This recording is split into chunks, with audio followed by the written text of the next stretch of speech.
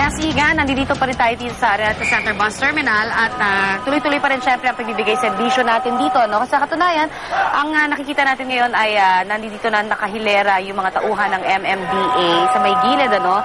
At inaasahan natin maya-maya lamang daw ay maaaring pumunta dito si MMDA Chairman Francis Tolentino para magbigay din ng instruksyon sa mga kawani niya kung paano nga makakatulong sa mga babiyahing mga pasahero ngayong Holy Tuesday. Samantala, tuloy-tuloy pa rin ang pagpunta naman ng mga tao dito, yung mga babiyahe, particularly papuntang Bicol dahil puno na nga ang karamihan sa mga bus stations dito naman papunta ng Bicol. Ano? Naasahan din natin, of course, na maraming mga kababayan din natin ang dadagsa. No? Dahil bukas na rin ang ating serbisyong totoo booth simula alas 5 kanina hanggang alas 8 mamayang gabi.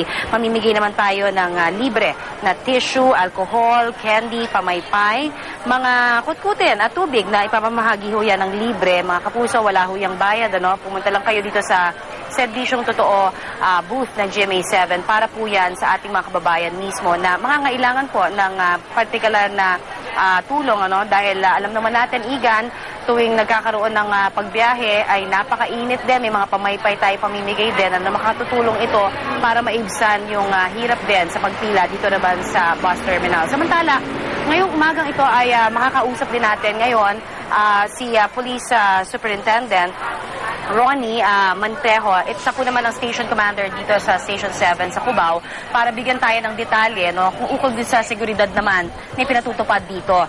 Good morning po sa inyo, sir. Magandang umaga po sa atin lahat, sir. Ma'am. Yes. Una-una sa lahat, ano ba ang inaasahan natin ngayon na mga measures ay pinatutupad para sa seguridad ng mababiyahe po natin mga kababayan?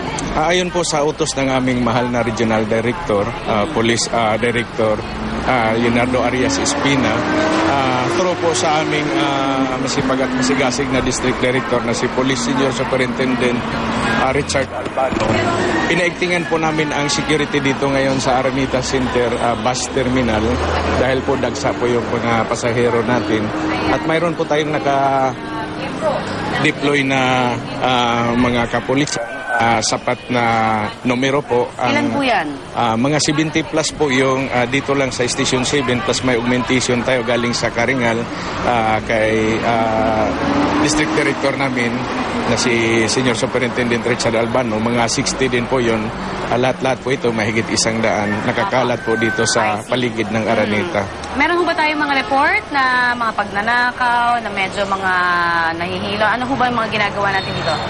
So far, wala pa po tayong natanggap na report na may nanakawan dito dahil siguro sa dami ng mga kapulisan na nagkalat dito. Mayroon po tayong mga bus marshal kasama rin po na sumasakay sa bus. Tinitingnan pag may humihingi ng tulong. Wala pa tayong report na masama naman na nangyayari so far? Wala pa naman po. Pero may police assistance desk po tayo dito?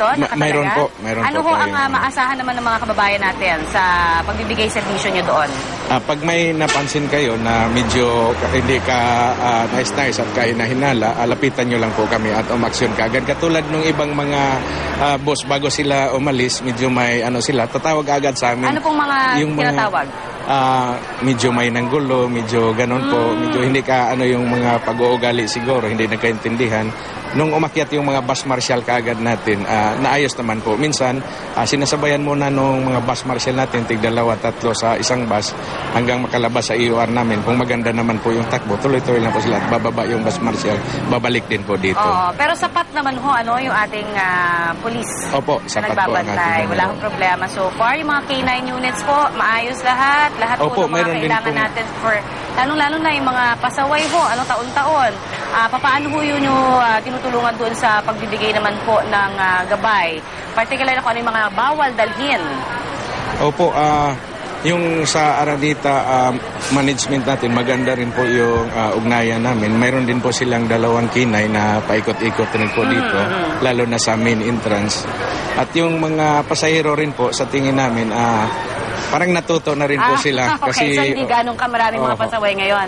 Kasi yung mga nakaraang taon siguro, naabala, alam din nila dahil sa inyo po, sa media, na pag bumiyahe sila na may dalang mga bawal, maabala rin po talaga sila. Kung ang masama pa, minsan magkakaso po sila. Ayun. So, mga kapuso, yan naman po ay paalala sa atin ni Superintendent Montejo, no? Paalala ho, yung mga bawal, muli taon-taon natin yan na wag hong papasaway na tayo, huwag na tayo magiging pasaway para ho naman hindi na nga ho makaabala pa sa mga iba pang babiyahe. Samantala, balik muna sa inyo dyan sa studio. Maraming salamat, Connie.